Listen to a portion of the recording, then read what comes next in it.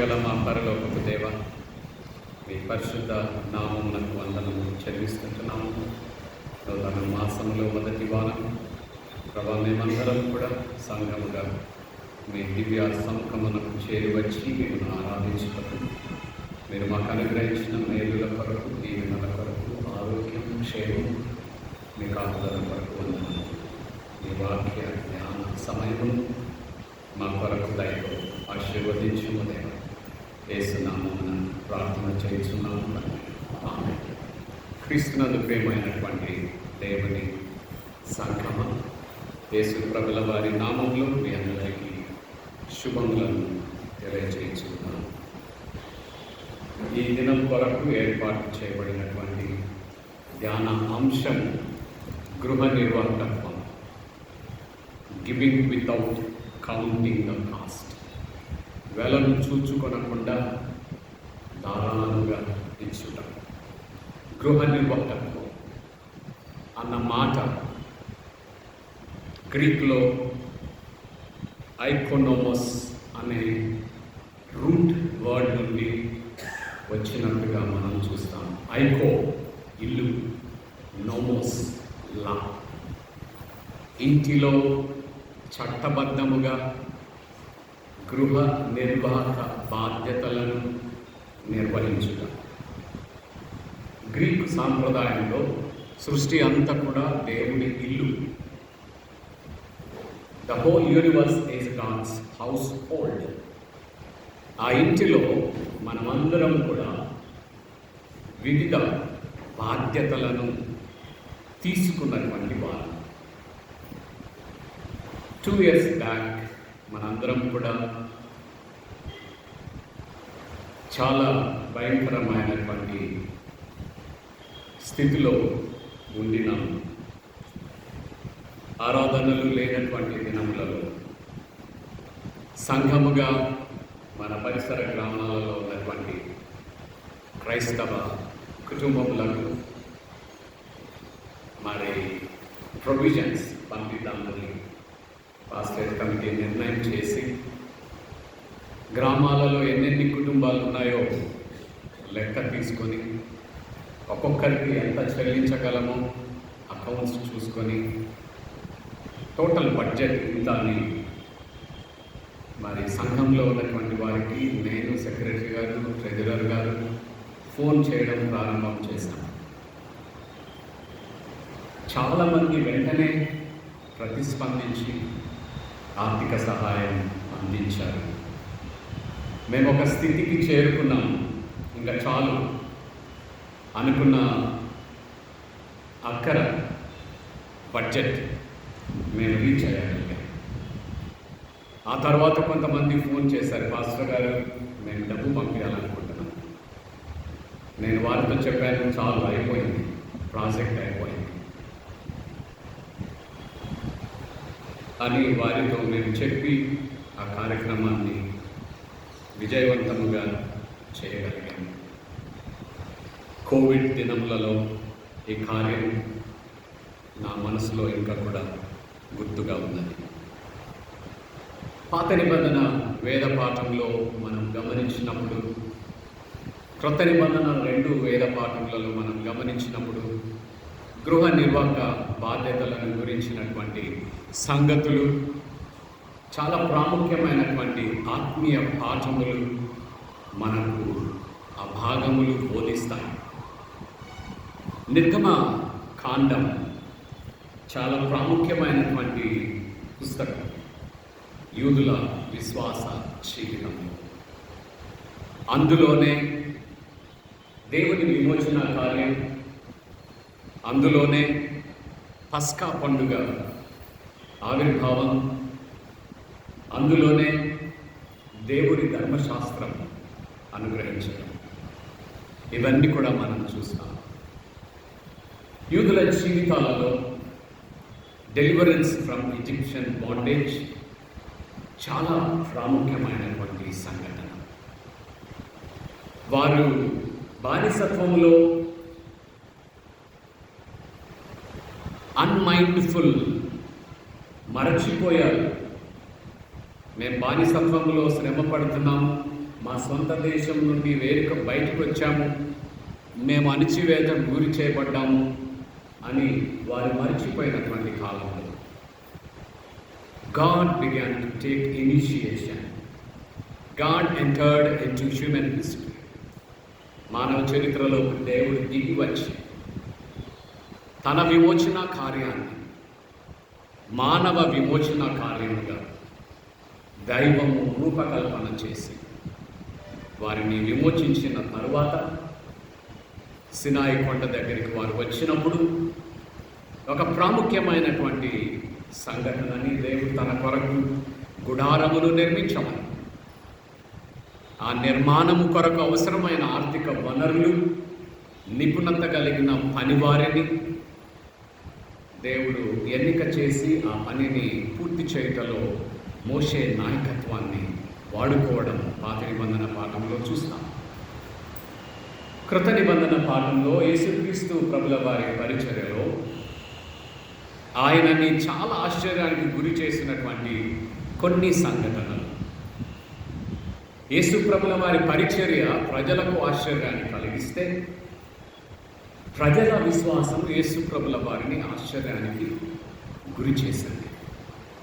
అందులో 2 కాసులు ఇచ్చినటువంటి స్త్రీ, అందులో సమరయ స్త్రీతో సంభాషణ, సిరఫోనికయ్య స్త్రీతో సంభాషణ, ఇదిగో ఇక్కడ మరియా యేసుక్రీస్తు ప్రభుల వారిని భూస్థాపన కొరకు ప్రవక్తిగా తన దగ్గర దాచుకున్నటువంటి డైలీ వేజెస్ చేసే వ్యక్తి సంవత్సరం పాటు సంపాదించగలిగినటువంటి ఆదాయంతో ఇప్పటి లెక్కలో దాదాపుగా 20,000 రూపాయలు ఒక పెర్ఫ్యూమ్ సుగంధ ద్రవ్యం కొని క్రీస్తు ప్రభుల వారిని అభిషేకించినది.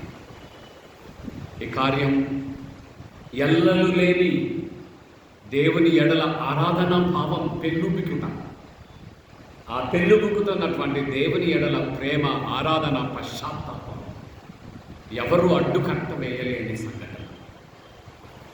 పత్రికా పాఠ్య భాగంలో పౌలు భక్తుడు తను రాస్తూ ఉన్నటువంటి ఉత్తరాలలో ప్రతి ఉత్తరం కూడా ఒక ప్రత్యేకమైనటువంటి సందర్భాన్ని, ఒక ప్రత్యేకమైనటువంటి సమస్యను నివృత్తి చేయుట కొరకు రాసిన ఉత్తరం. ఫిలిప్పీ పత్రికలో ఫిలిప్పీ పట్టణంలో తన చేత సువార్త ప్రకటింపబడి క్రీస్తు ప్రభుల వారిని అంగీకరించినటువంటి క్రైస్తవ విశ్వాసులను ఆయన హెచ్చరిస్తూ ఈ ఉత్తరాలను రాస్తూ ఉన్నట్టుగా మనం చూస్తాం. ఈ ఉత్తరాన్ని ఆయన వ్రాయుటలో ప్రాముఖ్యమైనటువంటి 2 కారణాలు మనకు కనిపిస్తాయి. మొదటిది, సంఘములో ఏర్పడిన విభజనలను స్వస్థపరచుట. ఎపఫ్రొదితు వలన ఫిలిప్పీ సంఘం పౌలు పరిచర్యలో ఆర్థిక సహాయాన్ని అందించిన సంగతిని మర్చిపోకుండా పౌలు భక్తుడు thanking them for their arms giving. ఆయన పరిచర్యలో పౌలు చెప్తున్న మాటలు, ఏ సంఘము కూడా నాకు ఆర్థికంగా సహాయం చేయలేదు, మీరు తప్ప. అలా నేను మిమ్మల్ని తప్పుగా పొగడటం లేదు, మరలా మీరు నాకు పర్సు పంపించాలని. నేను పేదరికంలో ఉండడం నాకు తెలుసు, ధనికత్వంలో ఉండడం నాకు తెలుసు. ఆయన వృత్తి గుడారములను నిర్మించే వృత్తి, ఇంటీరియర్ డిజైనర్. ఆ వృత్తిని చేస్తూ పౌలు సువార్తను చేసినట్లుగా ఆ సువార్త వ్యాపకంలో ఫైనాన్షియల్ సపోర్ట్ చేస్తున్నటువంటి ఫిలిప్పీ పట్టణంలో ఉన్న సంఘ క్రైస్తవులకు ఈస్ పేయింగ్ థ్యాంక్స్. ఈ 3 ఉత్తరాలలో కూడా గృహ నిర్వాహకత్వమును గురించినటువంటి 3 విభిన్న నిర్వచనములు మనకు కనిపిస్తాయి. పాత నిబంధన పాఠంలో మనం గమనించినప్పుడు ఇశ్రాయేలు ప్రజలు ఐగుప్తు చెర నుండి బయటికి వచ్చారు. వారు బయటికి వస్తూ ఉన్నప్పుడు వాళ్ళ పర్సులలో కొంచెం డబ్బులు ఉన్నాయి. అది వాగ్దత్త దేశం చేరేంత వరకు దానిని చూచి జాగ్రత్తగా ఖర్చు చేయాల్సినటువంటి అవసరత. మనం ఎక్కడన్నా ప్రయాణం అవుతూ ఉన్నామంటే ఎన్ని రోజులు ప్రయాణం, ఏమేమి ఖర్చులు ఉంటాయి, బస్సు ఛార్జీయా, రైలు ఛార్జీయా, అక్కడికి వెళ్ళి నాకు ఆటోనా, వసతియా, భోజనాల, అన్నీ ముందుగా లెక్క రాసుకొని జోబులో ఆ అమౌంట్ పెట్టుకొని వెళ్తాం. ఇక్కడ యూదులు ఐగుప్తు చెర నుండి బయటికి వచ్చిన తర్వాత దేవుడు వారిని తన కొరకు గుడారమును నిర్మించమని కోరుకోవాలి. దాదాపుగా 40 దినముల ప్రయాణం సినాయి కొండ దగ్గరికి వారు చేరి వచ్చినప్పుడు God is asking them to build a tent of his dwelling. తను వారి మధ్య వసించబోయే గుడారమును నిర్మించమని దేవుడు మోషేని ఆజ్ఞాపిస్తున్నాడు. ఆ గుడారమును నిర్మించుటలో కొన్ని ప్రాముఖ్యమైనటువంటి నెసెసిటీస్, ఒకటి డబ్బు, రెండవది అది నిర్మించే పని చేయగలిగినటువంటి నిపుణత కలిగినటువంటి వారు. మనం ఇంటిలో నిర్మాణం అయిపోయిన తర్వాత చిన్న చిన్న రిపేర్లు వస్తాయి. అవి కరెంటుకు సంబంధించిన రిపేర్ అయితే ఎలక్ట్రీషియన్ పిలుచుకుంటాం. నీళ్ళు, టాయిలెట్స్లో ఏవైనా అవసరం అంటే ప్లంబర్ని పిలుచుకుంటాం. ఆయా పనులలో ఆయా వ్యక్తులు నిపుణత కలిగిన వారిని పిలుచుకున్నాం. దేవుడు మోషేని ఆజ్ఞాపించుచున్నది ఏంటంటే ఆయా నిపుణత కలిగినటువంటి వ్యక్తులను నేను ప్రజ్వలింప చేయించున్నాను. ఈ మాటలు చాలా ప్రాముఖ్యమైనవి. I'm inspiring by my spirit different people. వేరు వేరు వ్యక్తులు identified by God who are talented in different చేతి వృత్తులలో నిపుణత కలిగినటువంటి వారిని దేవుడు ఎన్నిక చేసి మోషేకి ఎన్నిక చేసినటువంటి వారి పేర్లు చెప్పి ఏ పనిలో ఎవరు నిపుణత కలిగిన వారు దేవుడు గివింగ్ కమాండ్మెంట్ మోషేని దేవుడు కోరుతా ఉన్నాడు. ఫలాని వ్యక్తి ఫలాని కుమారుడు, ఫలాని వ్యక్తి ఫలాని చోట ఉన్నాడు, ఫలాని వంశానికి చెందినవాడు, తెగకు చెందినవాడు, వారిని పిలువన్నాము. అక్కడ మొదటిది పనిచేసే నిపుణత కలిగినటువంటి వారిని ఐడెంటిఫై. రెండవది ఆ పనికి అవసరమైన ఆర్థిక వనరులను సమకూర్చడం. మనం ఏదైనా ఒక పని కొరకు పూనుకున్నప్పుడు అవసరతలను గురించి పుల్పీట్ మీద నుండి నేను మీకు చెబుతాను.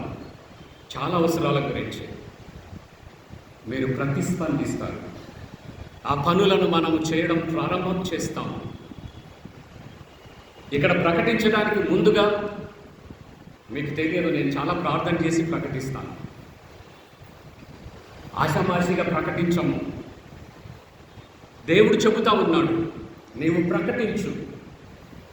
ప్రజలలో చాలా విశిష్టమైన ప్రతిస్పందన. వారు ఒక స్టేజ్కి వచ్చారు. మోషే చెబుతా ఉన్నాడు, ఇంకా చాలు, ఇట్ ఈస్ ఎనఫ్.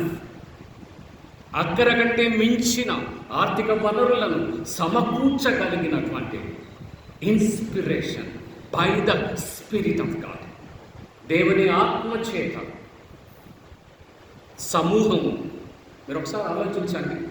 రోజు వారు పనికి వెళ్ళడం లేదు, వారికి ఆదాయ వనరులు లేవు. వారు దాచుకున్న ప్రయాణం కొరకు దాచుకున్నటువంటి ఆర్థిక వనరులలో ఈ మందిర గుడారమును నిర్మించుట కొరకు వారు ప్రేరేపించబడి అక్కర మించి తీసుకొని రావడం ప్రారంభం చేశారు. Those who are in charge of finances have come to Moses and said, it is enough. అయ్యగారు, మీరు అనౌన్స్ చేయండి పాలెంలో, ఇంకా చాలని చెప్పండి. మోషే ఆజ్ఞాపిస్తా ఉన్నాడు. దేవుని ప్రేమైనటువంటి వారలా, సంఘంలో ఉన్నటువంటి 600 కుటుంబాలు కావచ్చు, ఒక్కొక్కరము కూడా ఒక్కొక్క తలాంతులను కలిగినటువంటి వారు. ఆ తలాంతులను గుర్తించుట కాపరి బాధ్యత. ఆ తలాంతులను గుర్తించి వాటిని సంఘ పురోభివృద్ధి కొరకు వినియోగించుట. మోషే అందమైనటువంటి నాయకత్వం మీకు కనిపిస్తుంది. ఆయన అడిగితే మేము ఇవ్వాలనా? ఆయన ఎవరు మమ్మల్ని అడగడానికి అంటారు కదా మీరు కూడా. పాస్టర్ గారు ఎందుకు అన్నీ అడుగుతాడండి అనుకోండి. డబ్బులు లేవా సంఘంలో? ఖర్చు పెట్టరా? అన్నిటినీ మమ్మల్ని అడగాలనా? లేరా? అన్నిటిలో లేరా? నాకు తెలిసి మీరు ఎవరెవరు అంటున్నారు. ఎవరు మాట్లాడతారు? ఇచ్చేటోళ్ళు ఎప్పుడు మాట్లాడతారు. మోషే నాయకత్వాన్ని ఎవరు ప్రశ్నించలేదు. జరుగుతున్నటువంటి పరిచర్యను ఎవరు ప్రశ్నించలేదు. He was a mediator between God and people. దేవునికి ప్రజలకు మధ్య ఒక అందమైనటువంటి మధ్యవర్తిత్వాన్ని మోషే వహిస్తూ ఉన్నాడు. ఆయన ఒక మాట చెబితే ప్రజలలో తిరుగుబాటు లేని విధేయత, ప్రశ్నించని విధేయత. ప్రజల శ్రమలలో Moses was identified himself with the people's sorrows. ఆయన నాయకుడిని ఒక చోట గిర్ర తీసుకొని కూర్చొని సింహాసనం మీద కూర్చొని లేడు. ప్రజలతో కూడా గుర్తించబడ్డారు, ప్రజల కష్టాలను గుర్తించబడ్డారు. ఈ మందిర నిర్మాణ పని కొరకు, ఈ టెంట్ నిర్మాణ పని కొరకు నేను అనుకుంటాను ఫస్ట్ డబ్బులు ఇచ్చింది మోసెస్. పాస్టర్ గారు ఎప్పుడు అడుగుతాడు కానీ ఆయన ఎప్పుడు ఇయ్యడు అని కూడా అనేటోళ్ళు ఉన్నారు. నేను ఇస్తాను, మా కుటుంబం ఇస్తాను, పరిచర్య కొరకు నేను ఎప్పుడు వెనక తీయం. ఆ కొదవలు ఎప్పుడు రాలేదు మాకు ఇంటిలో. Moses was the first contributor in the work of God. మీరు ఒకసారి ఆలోచించండి, ఆయన బుర్రంతా కూడా God explain how to design the tent. ఎంత పొడవు, ఎంత వెడల్పు, ఏ పదార్థములు వాడాలో అన్నిటిని కూడా గాడ్ ఎక్స్ప్లెయిన్ టు హిమ్. అవన్నీ బుర్రలో పెట్టుకొని ఉన్నాడు. ప్రజలతో అవి తీసుకురండి, ఇవి తీసుకురండి అని చెబుతా ఉన్నాడు. సర్వాంగ సుందరముగా వారు నిర్మించగలుగుతూ ఉన్నారు. People are fulfilling all their responsibilities as a stewards.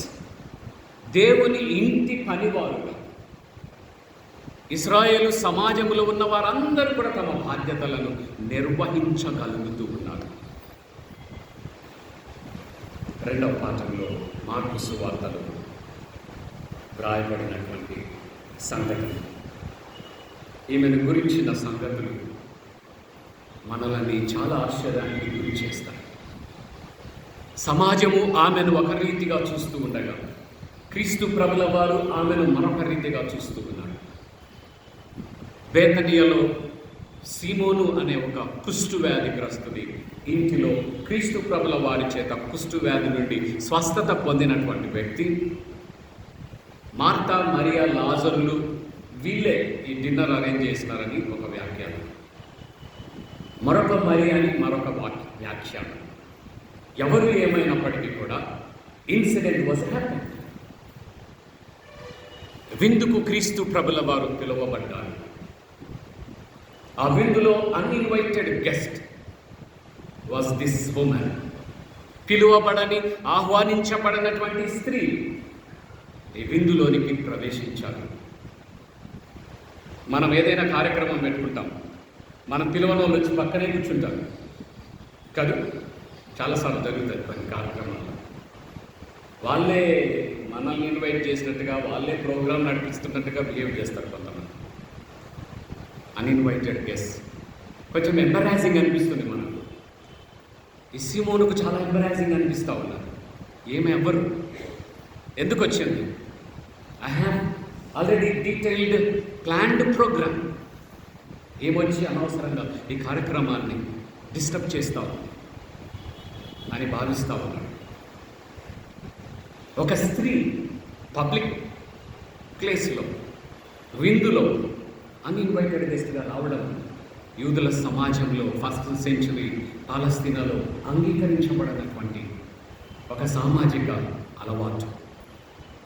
ఆమె ప్రవేశించారు. తనతో కూడా చాలా కాస్ట్లీ పర్ఫ్యూమ్ తీసుకొని వచ్చారు. ఆ పర్ఫ్యూమ్ని పగలగొట్టి క్రీస్తు ప్రభుల వారిని అభిషేకించారు. సగం ఆయన తల మీద కుమ్మరించి పక్కన పెట్టి ఇంకోసారి వాడదాం అనుకోలేదు. She emptied the jar. దాంట్లో ఉన్నటువంటి పెర్ఫ్యూమ్ అంతటిని కూడా క్రీస్తు ప్రభుల వారి తల మీద, ఆయన పాదముల మీద పోసి ఆయనని అభిషేకించడం ప్రారంభం చేశారు. ప్రజల ప్రతిస్పందన, a young woman touching a man in public place is unacceptable. అంగీకరించబడని ప్రవర్తన ఈ స్త్రీలో ఒక వర్గానికి కనిపిస్తూ ఉంది. కానీ క్రీస్తు ప్రభుల వారికి ఎక్స్ట్రావాగెంట్, ఎవరు అడ్డుకోలేనటువంటి ఆరాధన మనస్సు, ఎవరు అడ్డుకట్టవేయలేనటువంటి పశ్చాత్తాపం, ఎవరు కొలవలేనటువంటి క్రీస్తు పట్ల ప్రేమ కనిపిస్తుంది. వారి మనసులలోని ఆలోచనలకు యేసు ప్రభుల వారు నోటితో జవాబు చెబుతా ఉన్నారు. ఎవరు ఆమెను ఆటంకపరచలేదు. నేను మీ ఇంట్లో విందుకు వచ్చాను, నేను కాళ్ళు కడుక్కోవడానికి కూడా నువ్వు నీళ్ళు ఇవ్వలేదు. కానీ ఈమె నన్ను, నా దేహము, నా భూస్థాపన కొరకు, నా మరణమునకు ముందుగానే, నేను మరణించబోతున్నాను అన్నటువంటి సంగతిని ముందుగానే ప్రవక్తిగా గ్రహించి, a sinful woman to the society, for Christ she was a prophetess. సమాజమునకు ఆమె పాపి, క్రీస్తు ప్రభుల వారికి ఆమె ప్రవక్తి. She entered into that house as a sinner and going out of the house as a saint. పాపిగా ఆమె ఇంటిలోనికి ప్రవేశించింది. యేసు రక్తములో కడగబడి పవిత్రురాలుగా ఆ ఇంటిలో నుండి ఆమె బయటికి వెళ్ళిపోతూ ఉన్నది. యేసు ప్రభుల వారు చెబుతా ఉన్నారు, she has done a beautiful thing. నా కొరకు ఒక అందమైనటువంటి పనిని ఆమె చేసింది. ఇస్కరియోతు అంటా ఉన్నాడు, దానిని క్యాలిక్యులేట్ చేశాడు. మీకు గిఫ్ట్ ఎవరైనా ఇచ్చినారు అనుకోండి, ఏం చేస్తారు? బాగా ర్యాప్ చేసి ఇస్తారు కలర్ పేపర్. వెంటనే తీసి ఫస్ట్ చూసేది ఏంటో తెలుసా? ఏం చూస్తారు? రేటు చూస్తారు. ఇచ్చేటోళ్ళు కూడా జ్ఞానవంతులు, ఆ రేటు కొట్టేసి ఇస్తారు. ఎంత వెల నాకు గిఫ్ట్గా ఇచ్చాడు ఫలానా వ్యక్తి, this is how we calculate. వాడి దృష్టిలో నా మీద ప్రేమ 50 రూపాయల, 200 రూపాయల కదా. This is how we calculate. ఇస్కరియోతు ఇలా క్యాలిక్యులేట్ చేశాడు.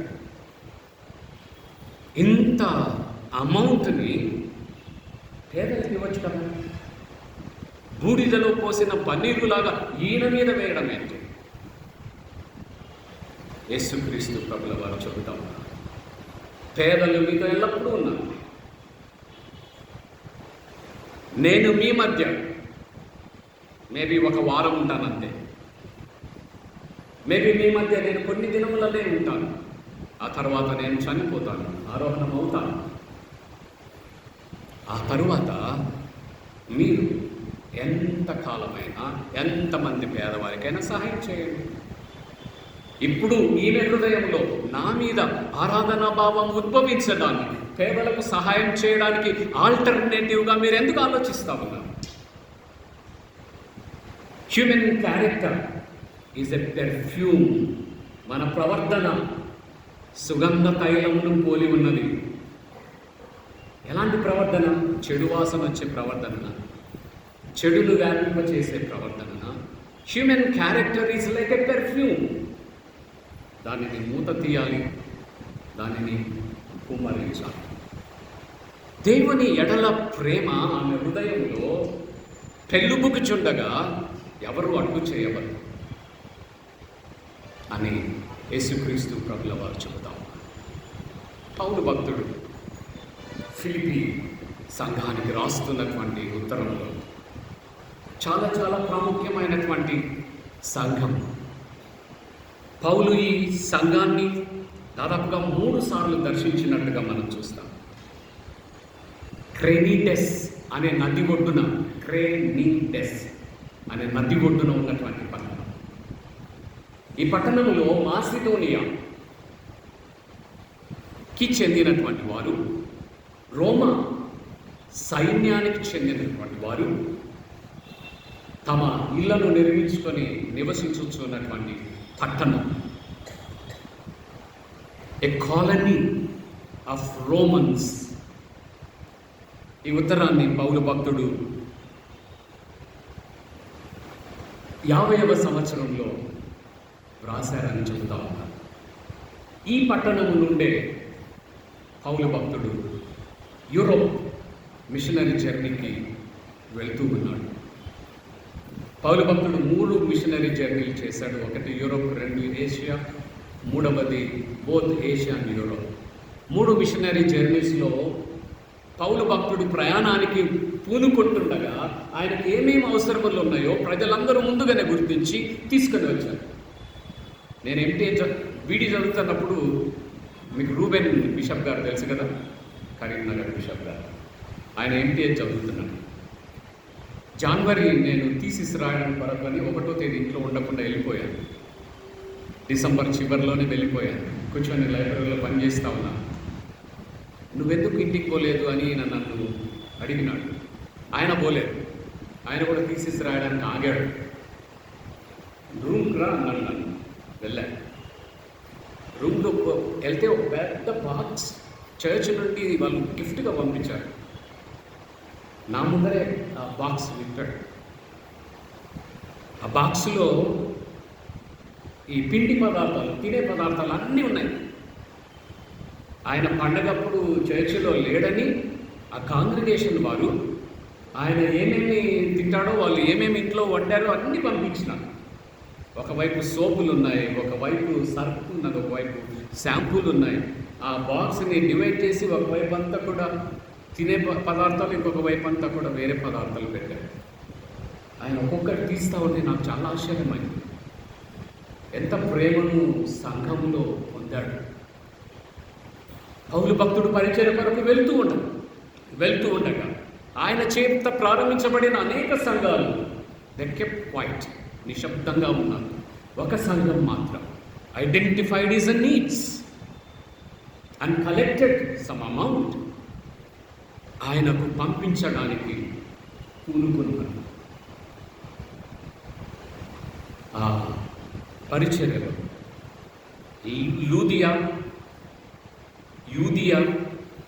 సింటికే 3 స్త్రీలు ఉన్నారు. వీళ్ళు నాయకత్వం వహించి పౌలుకు అవసరమైనటువంటి ఆర్థిక వనరులను సమకూర్చి ఎపఫ్రోదితు అనే ఒక వ్యక్తి ద్వారా పంపించారు.